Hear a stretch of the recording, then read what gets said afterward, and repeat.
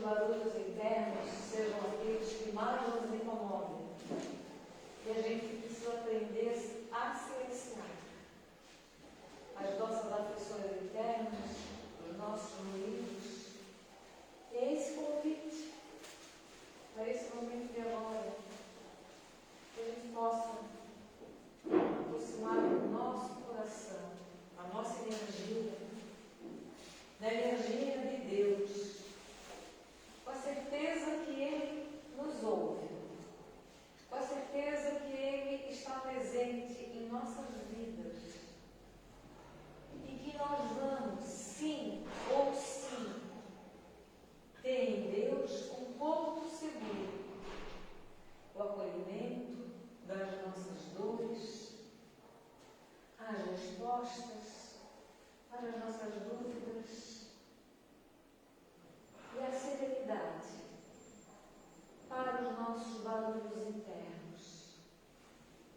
Que os nossos corações possam, com essa confiança, entregar a Deus os nossos problemas, os nossos entes queridos, possamos entregar com toda confiança a Deus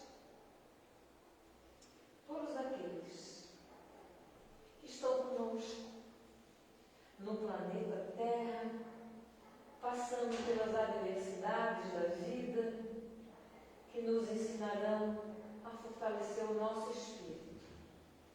Possamos passar pelas adversidades com fé e com a certeza de que não estamos sozinhos. Pai nosso, que está nos céus, santo é o teu nome, Senhor. Venha a nós ao teu reino e seja feita a tua vontade, Pai, na terra como em todo o universo. E o pão de todos os dias nos dai hoje sempre.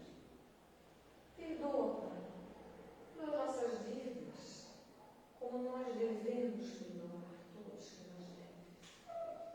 Não nos deixeis cair em más tentações, mas livra-nos, Senhor, todos os males. Em teu nome, Senhor, nós abrimos a primeira parte dos trabalhos desta noite, que é a palestra com o nosso irmão João Vitor. Seja muito bem-vindo. Receba da nossa casa um abraço carinhoso e fique à vontade. Obrigado. Então, pessoal, boa noite a todos. Boa noite. Os desencarnados também que nos acompanham aí em grande número, né? E aí hoje, quando a gente traz essa temática acerca dos vícios e a fuga de si mesmo, essa ideia surgiu no mês que passou. A União Regional Espírita estava trazendo temas relacionados à valorização da vida, né? Em muitas casas, aí foram temáticas acerca do suicídio, eutanásia, drogas, e coincidentemente na minha casa lá na Trindade acabou que eu falei sobre as drogas. E aí, quando eu fui estudar um pouco o tema e olhar para alguns aspectos, né, relacionados ao tema, deu para olhar como tinha muito essa questão do comportamento, da fuga e muitas vezes coisas interiores que nos levavam a buscar isso.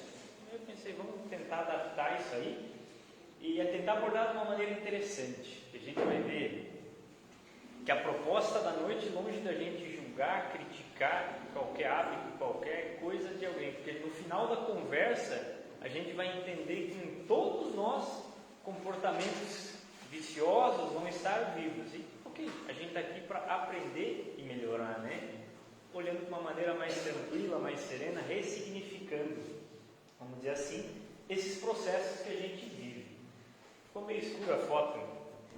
Aqui eu trouxe para quando eu fui começar a refletir no tema, eu pensei, ok, vamos olhar para trás e entender, quando a gente pensa nessa questão de vício e tudo mais, como é que era essa questão acerca do que os órgãos responsáveis, competentes da saúde, do governo, falavam disso, né?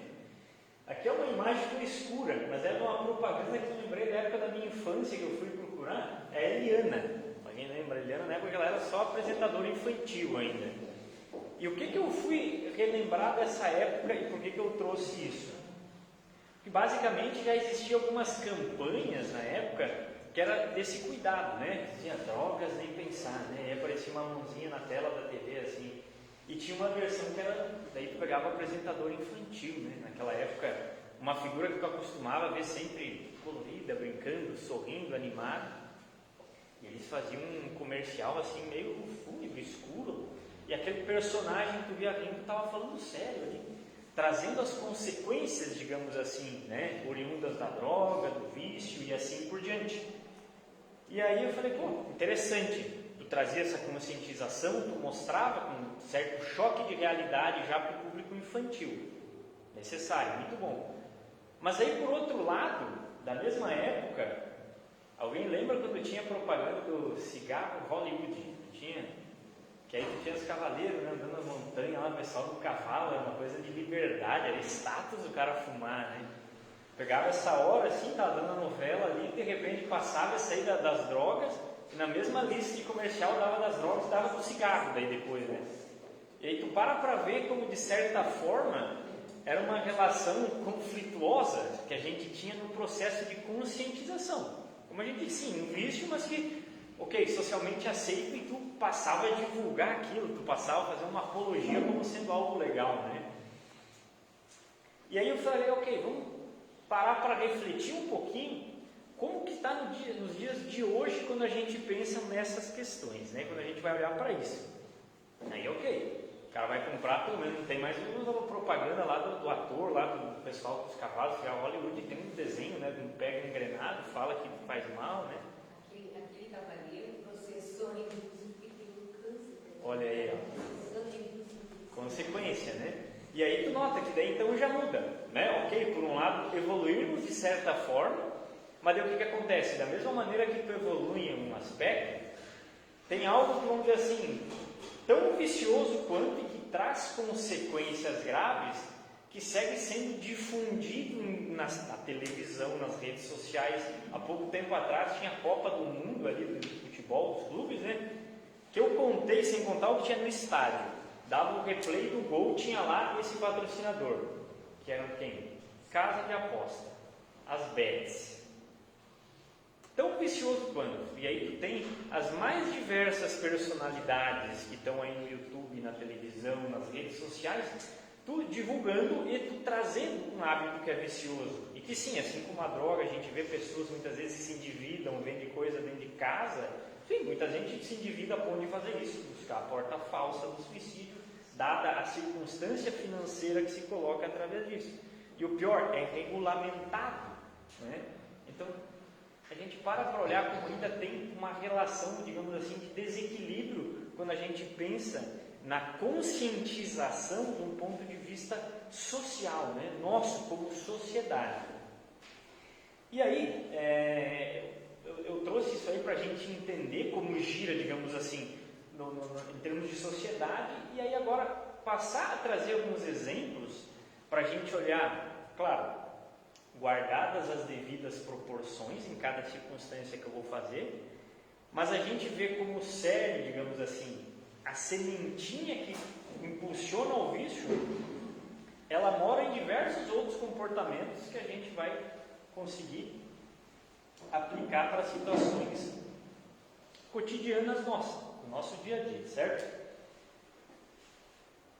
Aí, beleza, vamos começar pelas drogas. Então, quando a gente pensa na questão das drogas, sim, o impacto social brutal, né? Antigamente, tinha grandes centros que aí tinha algum local da cidade onde tinha uma condensação de pessoas, né, que muitas vezes se encontravam em situação de rua. Agora, cada vez mais em cidades menores, comum a gente ver isso aí, né?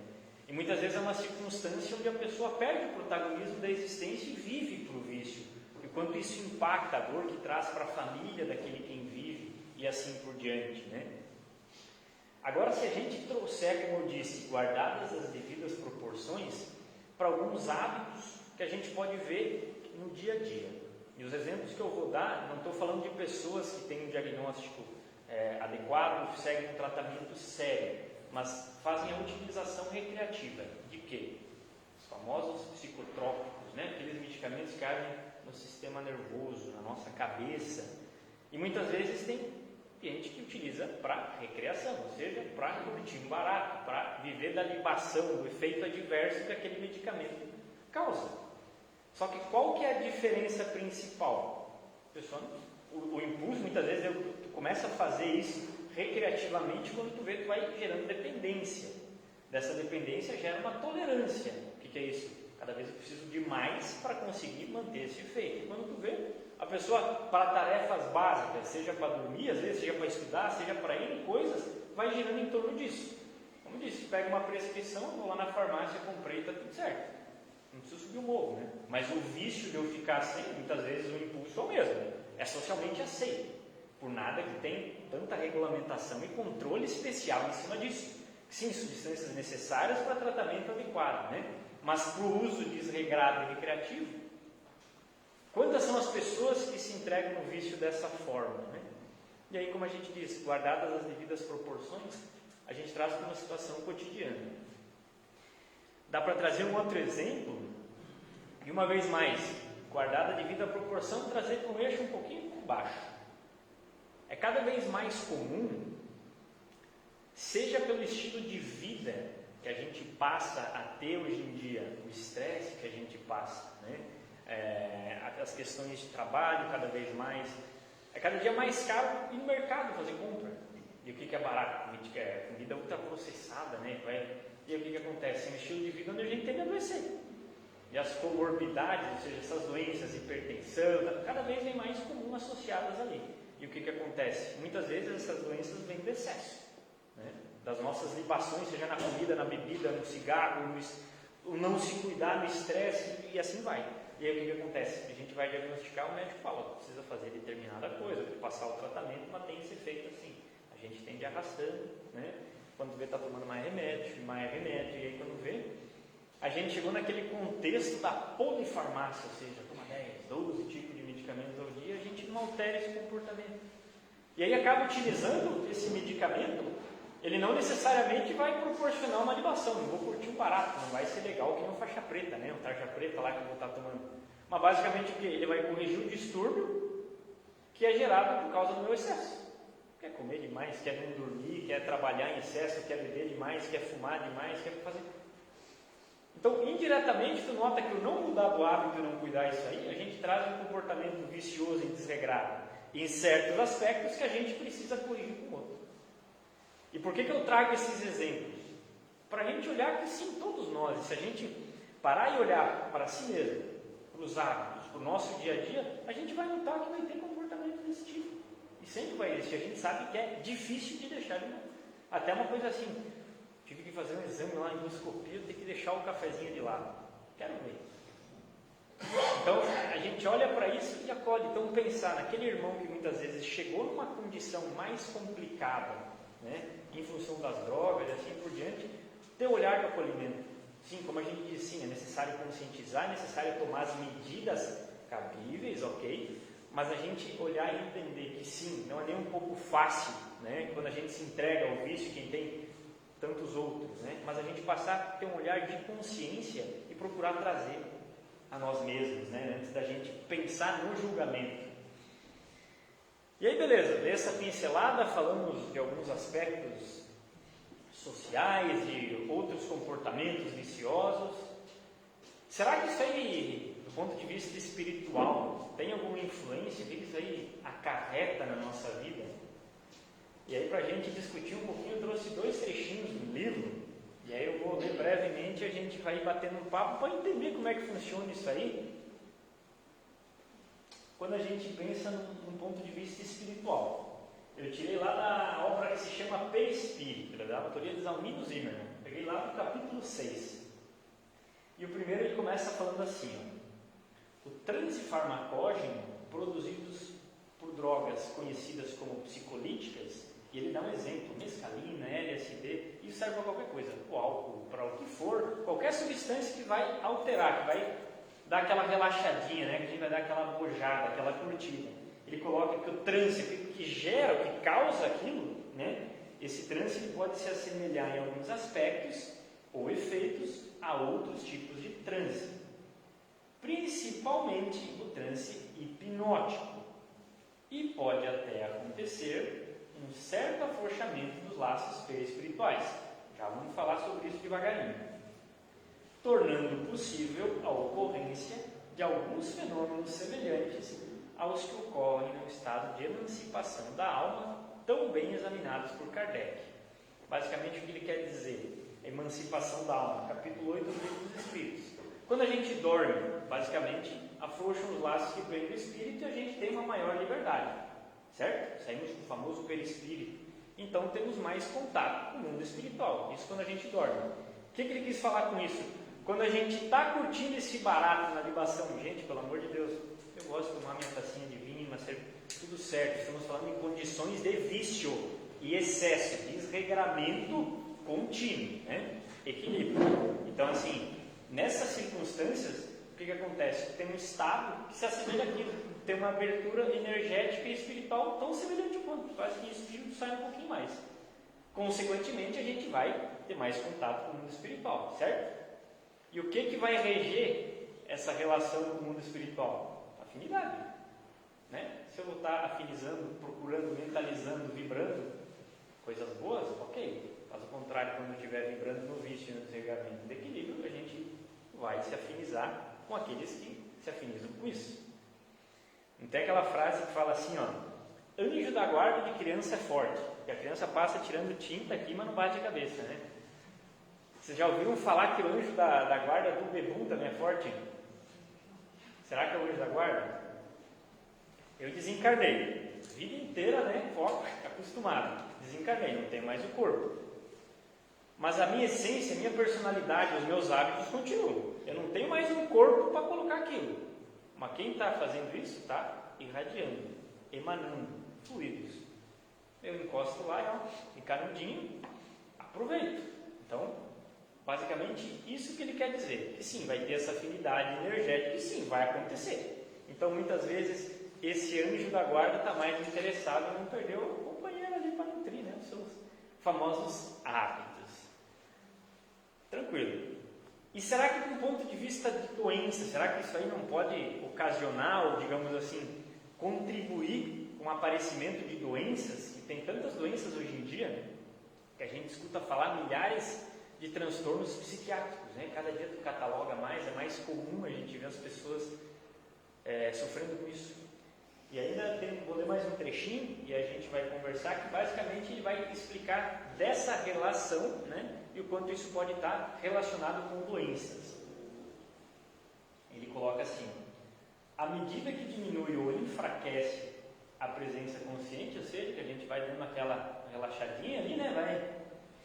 Basicamente vem à tona as impressões armazenadas no subconsciente e no subconsciente profundo. Ele classificou como um depósito de informações de vidas passadas. Vamos falar fácil. Vou dar um exemplo para vocês.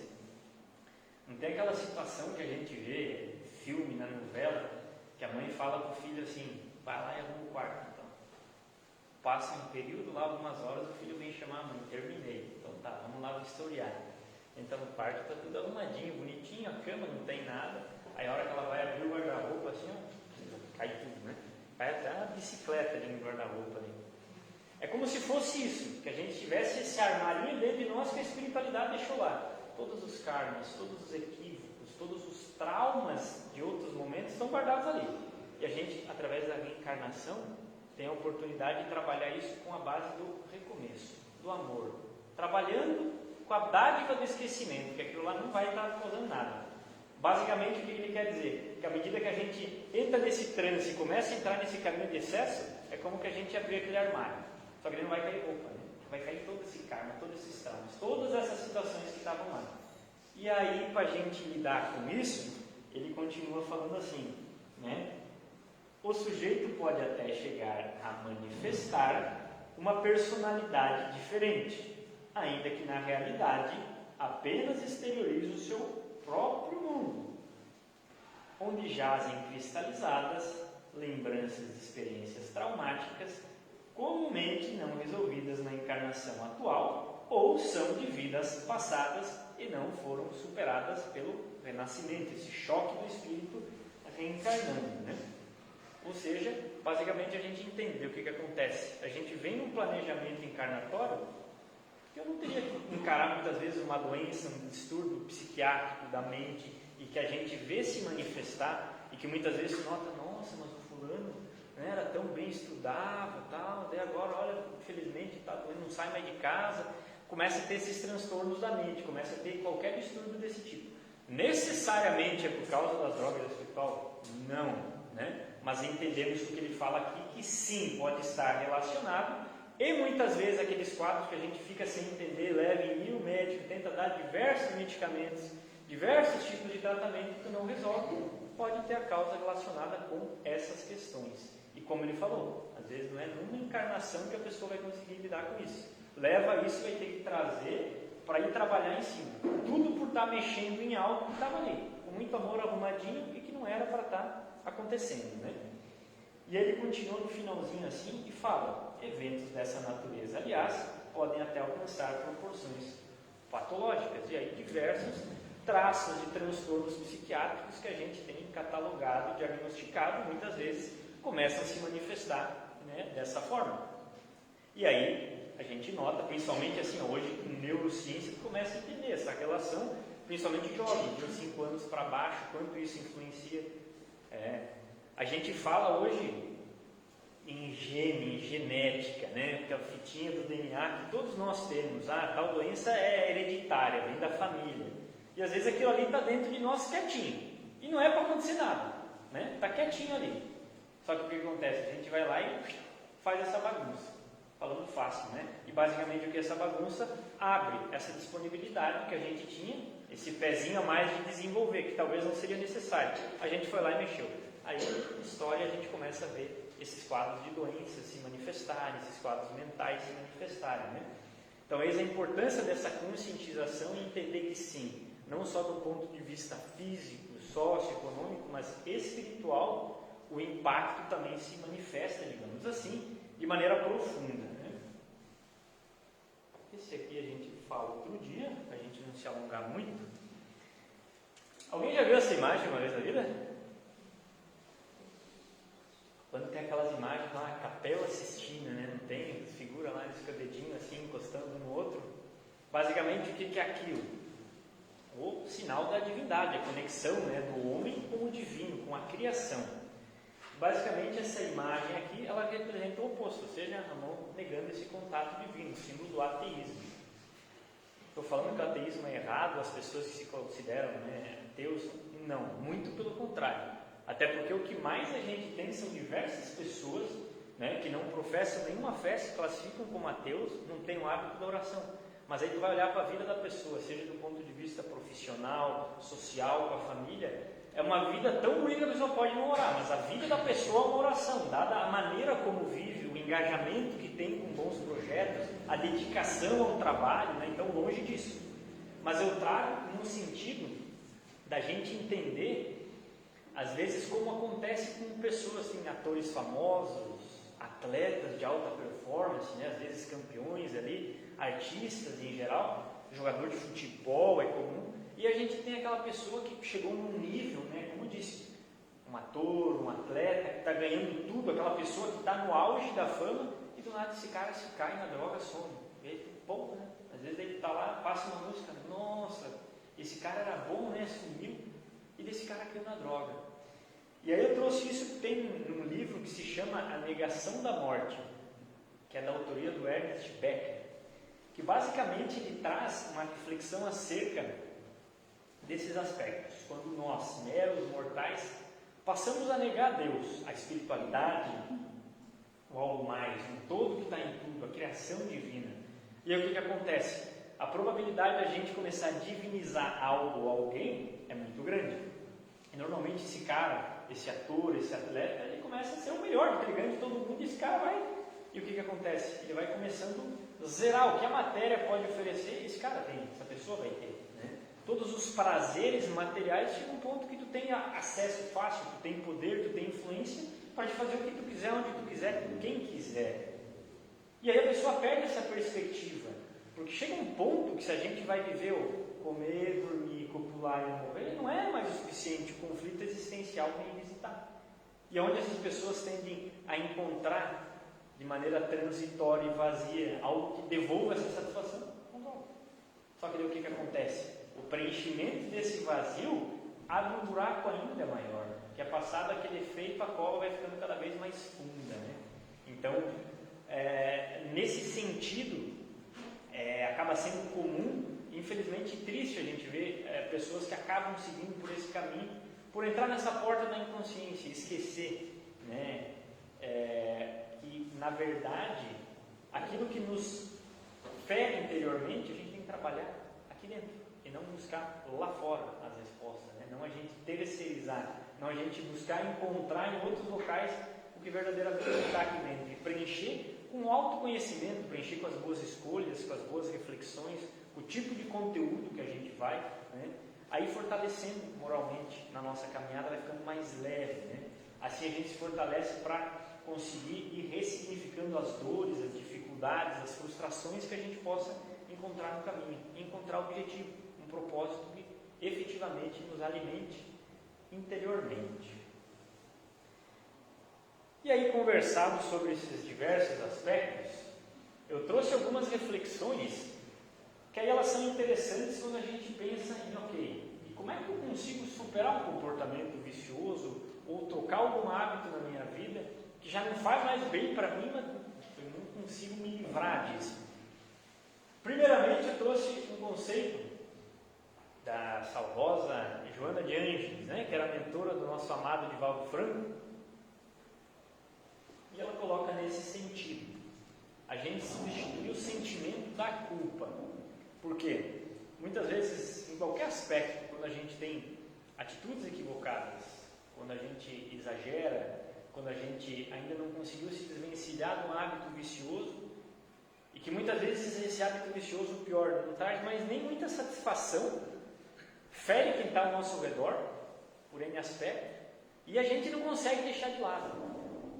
A gente abraçar esse sentimento de culpa vai nos levar em algum lugar? Deixa a gente amarrado naquele ciclo vicioso de lamentação, de vitimismo, e aí muitas vezes aquela circunstância dolorosa, difícil que a gente vivencia, a gente começa a querer terceirizar a culpa, né? Não, porque o meu pai, tal, com a minha família, se tivesse feito o governo, né? Não que não existam essas influências, né? Mas a gente deixa o protagonismo da nossa vida, das nossas escolhas, de lado. E aí tu quer colocar as outras coisas. Então, ela coloca de substituir esse sentimento por responsabilidade. E a gente passar a olhar de maneira responsável. Ok, fiz algo, ainda faço que não me orgulho. Beleza, fui responsável, entendo que os filhos não fazem mais parte. Eu também vou ser responsável de construir o caminho de volta, né? Afinal de contas, eu entrei nisso. Sim, eu vou sair. E eu me torno responsável, eu tenho o protagonismo da minha vida, da minha escolha. Se eu escolhi sair, é um fato que assim eu vou fazer. E a gente deixa de lado essa culpa. Pelo contrário, sim, reconheço, olho para mim mesmo me acolhendo, meu equívoco. E a gente apaga, passa uma borracha naquela mania que a gente tem de que, meu Deus, eu tenho um vício, eu tenho erro, é uma deformidade moral, né? Não, somos seres em evolução, a gente está aqui para aprender, para evoluir. A Terra ainda é um mundo de provas e expiações. E se a gente não necessitasse, né, corrigir aquilo que se faz necessário em nós, vivenciar essas expiações, essas faltas, essas dificuldades, passar por essas provações, a gente não estava aqui, não teria essa necessidade, né?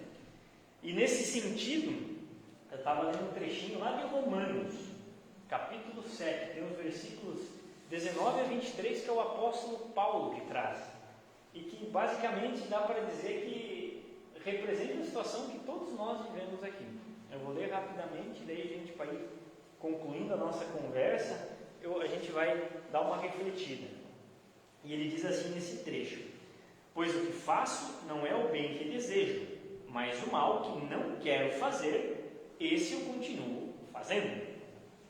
Ora, se faço o que não quero, já não sou eu quem o faz, mas o pecado que habita em mim. Assim, encontra-se a lei que atua em mim. Quando quero fazer o bem, o mal está junto a mim. Pois o íntimo do meu ser tem o prazer na lei de Deus, mas vejo outra lei atuando nos membros do meu corpo, guerreando contra a lei da minha mente e tornando-me prisioneiro da lei do pecado que atua em meus membros. A gente substitui o pecado, substitui membros, vamos refletir um pouquinho o que ele quer dizer. Ou seja, basicamente ele fala assim: no meu íntimo eu tenho prazer na lei de Deus. Quem está aqui de alguma maneira quer melhorar, certo? Ah não, mas eu vim só trazer o fulano, eu não gosto, não queria estar aqui, eu nem gosto de religião. Mas tu tem amor. Para ti um negócio que tu não gosta em função de outra pessoa, tu tem amor no coração e tu te ocupa com ela. Então, indiretamente sim, você vive a lei de Deus no teu coração, certo? E o que ele fala? Todos nós temos consciências, entendemos isso, somos afins com essa lei, mas é difícil, o vício puxa a gente volta para aquele comportamento que está ali, e acaba sendo tão difícil a gente deixar de lado, né? E aí essa mesma figura de Paulo nos dá uma lição e uma simbologia que eu vou trazer aqui, que a gente pode aplicar nesse sentido, que é a simbologia do deserto. Mais uma sugestão de livro, tem uma obra que se chama Paulo e Estevão, e basicamente ali a gente tem, né, a conversão do apóstolo, que era Saulo, né, aquele que perseguia os cristãos, se torna Paulo, o apóstolo, o principal divulgador do Evangelho, né? E o que acontece? Quando ele vive esse processo, depois de perseguir, ter matado Estevão e em aspectos da história, naquele cristianismo que iniciava, quando ele muda, ele desperta após receber o chamado de Jesus lá na estrada de Damasco, ele fica 3 anos onde? No deserto. Um mergulho interior, ele deixa de lado a vida, aquela civilização, tanto que ele muda de nome. E ele faz essa escolha de viver esse deserto, que sim, fisicamente era um deserto, mas um deserto interior, deixando de lado aquele comportamento, aquelas circunstâncias, aquele círculo social que fazia ele ser aquele velho homem que já não fazia mais parte. Passado esses 3 anos de despertar e de mudança, ele retorna e passa então a se aderir nesses novos hábitos, nessa nova vida, nesse novo homem que passava a ser um divulgador. E assim a gente pode fazer nos nossos hábitos. O melhor exemplo que eu gosto de dar é quando a gente fala, não, tem que parar de beber, estou bebendo muito, comendo muito, é churrasco e cerveja, e o que acontece? Estou num ponto que aí, sabadão, grupo dos amigos, né? Futebol, eu nem jogo, fico só assando a carninha aqui, 3 vezes 4 por semana é isso. Mudei, essa semana não vou, parei, mudei de vida, né? Daí beleza, sábado eu vou lá de novo. Eu vou conseguir ficar sem me entregar no hábito? Não vai. O que é o deserto? Ou seja, cara, tu vai ter que abrir mão, se tu não quer isso, seja autêntico. Escolha o caminho que te faz bem. E muitas vezes quando a gente vive um despertar que começa a querer, não, começar a participar de grupo de estudo, certos comportamentos me faz mais social, eu quero estar aqui, quero me conectar, me faz bem eu estar aqui, me faz bem no sábado, estar com um livro desse aberto em casa, tranquilo, dormir cedo, ver uma coisa que me interessa, não preciso. Cara, tu vai ter que deixar de lado aquilo. Vai ser um deserto, às vezes vai ser meio solitário de início, que primeiro aqueles que ficam viciados contigo vão ficar te pressionando, querendo te puxar, vão ficar te incomodando. Se tu não for autêntico e não viver esse deserto, não passar por esse período, até tu se fortalecer e tu consolidar esses novos hábitos da tua vida, não vai adiantar, tu não vai fazer isso se o ambiente não te permitir. Então, eis a proposta da mudança. Aí, beleza, eu comecei a me fortalecer, readequei meu hábito, comecei a frequentar o que me faz bem, comecei a praticar o exercício que eu tinha que fazer, cuidei da minha alimentação. Isso virou um hábito, isso eu já passo a sentir prazer com isso. E com o tempo vai acontecer. Quero ver que eu ir dormir cheio lá, já não vai mais. Às vezes, com o passar do tempo, tu já se fortaleceu nesse novo hábito, mentalmente, moralmente, para te não voltar. E aí, beleza, tu pode até voltar a frequentar as pessoas. Aí tu vai lá, os caras vão te oferecer, tu vai olhar com... meu Deus, olha o fulano, sabe? Uma compaixão daquilo e tudo certo. Mas é necessária essa mudança, a gente quebrar isso aí, né? Essa apologia do homem velho para o homem novo. E assim, em qualquer campo e aspecto da nossa vida, nos hábitos, nos vícios, é o caminho necessário para que a gente possa ir conseguindo vencer nós mesmos. E todas aquelas más tendências que vivem dentro de nós. Como a gente conversou, todos nós temos em diferentes campos ou aspectos, né? O importante é a gente olhar, acolher, aceitar o pecado que vive em nós. Porque como é que a gente vai trabalhar e melhorar algo que sequer a gente aceita que vive dentro de nós, né? Então, para mim não me estender, dado adiantado da hora, eu agradeço a paciência e a atenção de todo mundo. Sábado frio aí de estar presente, agradecer a casa pelo convite. Uma boa noite e um bom final de semana a todos aí. Obrigado.